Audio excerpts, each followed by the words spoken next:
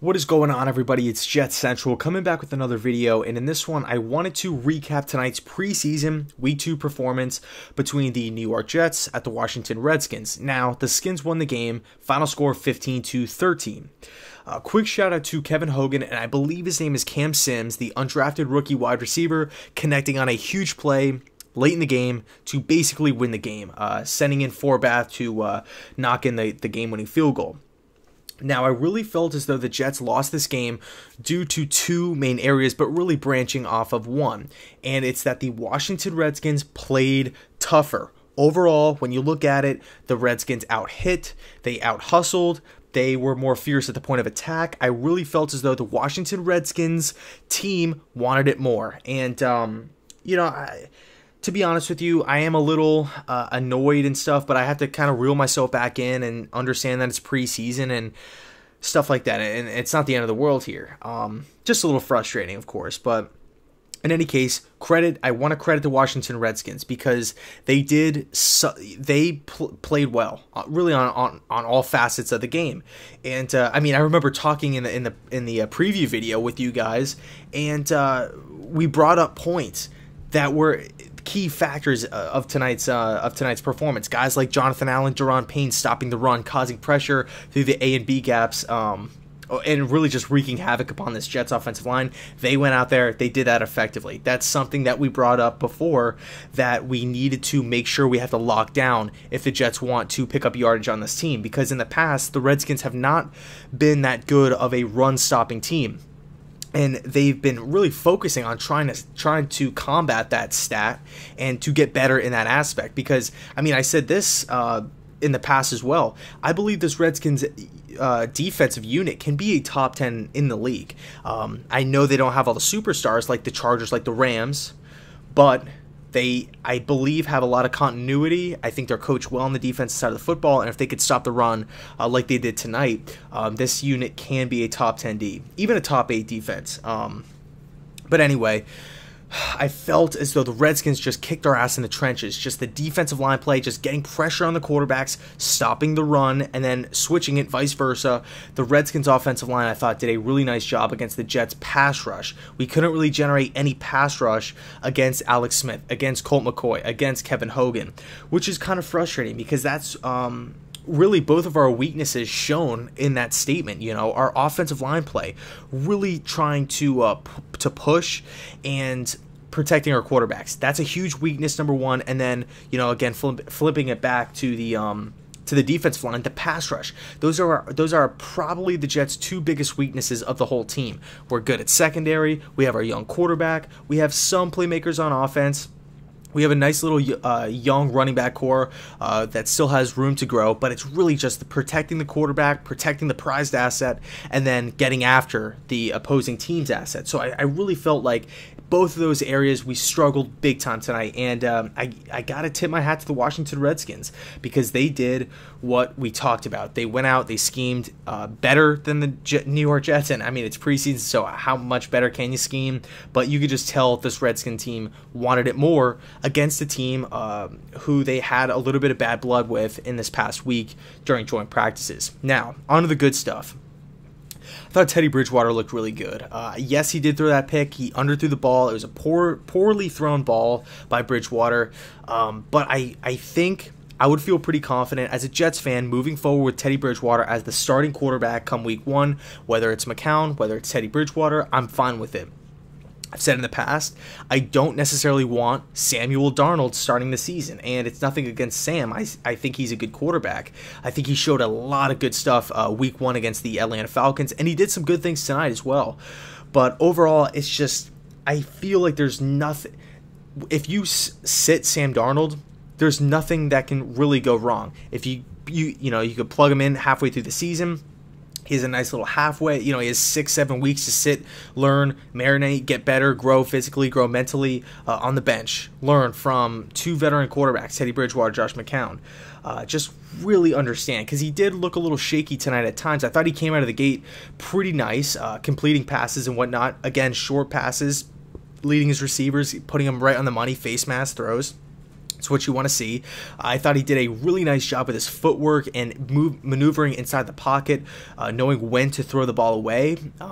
It's funny. He actually, I think it was a bootleg. He rolled out, and the Washington Redskin defender made a pretty nice play on him and was going to sack him, but he threw it away, and like all these people on social media were like making fun of him and stuff. In that moment, that's the correct play. When there's nothing to do or when there's nowhere to go with the football, you have to throw it away. I thought his footwork in that specific time frame was exceptional, and that's what you want to see out of your 21-year-old rookie quarterback. So I think Sam Darnold did a lot of good things tonight, but there was still a little bit of cons. You didn't see him push the ball downfield. That was one of my biggest complaints from last week. I just want one deep ball, let's see Sam connect on a deep ball. Let's see Sam connect on a post route that's 25 yards. Let's have him stretch the field out a little bit and put the defense on its heels. Now, granted, going up against the first team Redskin defense, an underrated unit, I thought he looked pretty good. And of course, I'm going to talk about this a little bit more in my Sam Darnold breakdown video coming up right after this. But he did some good things footwork wise. Check the box, short accuracy, did his thing, and maneuvering, staying poised in the pocket. I like how he hung in the pocket. I think that was a really nice thing to see from Sam tonight. But there were some cons, like I said, and I know he threw the interception. It wasn't that bad. I know the announcers, Jason Witten or whoever it was, they were making it sound like it was just some horrible play, a horrible decision and stuff. It wasn't as bad as everybody was making it out to be. So I'll let Sam slide on that, especially considering it was just kind of like it was a high pressure situation. So understanding that he's 21, understanding it's his second game, really suiting up in the NFL, going up against a pretty solid underrated group. I thought he performed pretty well, but again, I want to see him stretch the field a little bit more. Oh, and I need to say this as well. Something that I saw in Atlanta or in the Atlanta Falcon game last week. When Sam Darnold is in the shotgun, he looks so much more comfortable. When he's under center, his mechanics look good. His dropbacks look pretty good. But it seems to me like he's quick to go to his check down, and that's understandable because he's such a young QB. So it's understandable. But no, just when you watch Sam in the shotgun, when you have 4 to 5 wide, it just seems like Darnold is so much more comfortable when he knows where his short routes are going to be, especially when he has a blitz coming up and he knows where his hot read is going to be. I really feel like that's when he's at his best, just delivering nice, crisp balls. He could just pepper him in there in the short yardage aspect of the passing game. So that's. And you could tell too, it's kind of funny, because the West Coast system, it's based a lot off of the short passing, the bootleg, moving the pocket, this and that. And Jeremy Bates wants to get Sam in a rhythm. That's kind of what the story has been the past 2 weeks. Get Sam in a rhythm. Get Sam in a rhythm. Let's have him complete 4, 5, 6 passes before we start stretching the field, or pull it back and do an 7 to 8 step drop back play action and rip one down the middle of the field. So. Week 3, New York Giants. I want to see Sam Darnold stretch it out a little bit more. If he throws a pick or two, that's fine. He's going to learn from it. It's the preseason. Might as well put this tape out there now so he can have an opportunity to learn from it. You don't want to shelter these kids too much to where they still feel like they're not ready when they hit the NFL, when it's time for them or their numbers are being called for them to perform in the regular season. So let's see Sam. Let's throw the kitchen sink at him next week. That's my goal against the New York Giants. Quick little fun thing. I'm going to be attending that game, so if you're up there, come say what's good. And I'm really excited to go up there for that game. But anyway, I want to see Sam stretch out the field a little bit more. As far as the run game goes, I felt as though the run game tonight, it just couldn't get going because of the offensive line. The holes weren't there. Thomas Rawls had a few nice runs, but overall, we just could not get the run game going. We had a lot of plays where Sam Darnold or Teddy Bridgewater kind of forced to throw early on just because we could not get the running game clicking. And that's just, I felt like one of the reasons why the Jets fell or were losers on tonight's scoreboard. So I'll leave it at that. Washington Redskins, you win the game 15-13. Tip my cap to Jay Gruden. Overall, the defensive unit I thought played great, especially in the trenches. Jerron Payne, those guys, the offensive line, they played great. And yeah, I'll leave it there. Overall, thought the Redskins, they just out-hustled us a little bit more. They wanted it a little bit more. And I actually just want to throw this last point in there real quick. I know we're going on 10 minutes here, but I feel like it needs to be said.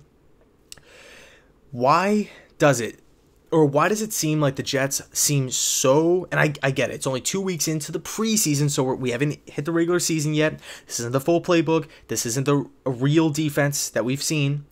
But why does it seem like the Jets, and this goes back to last year and it goes back to the year before that, why does it seem like the New York Jets seem so much better or so much more prepared when they play at home as opposed to away? Why does it feel like we rolled out of bed when we play away games? It just doesn't make sense to me. I don't know. It's just a big question mark, and that's been one of the criticisms of Todd Bowles in the past.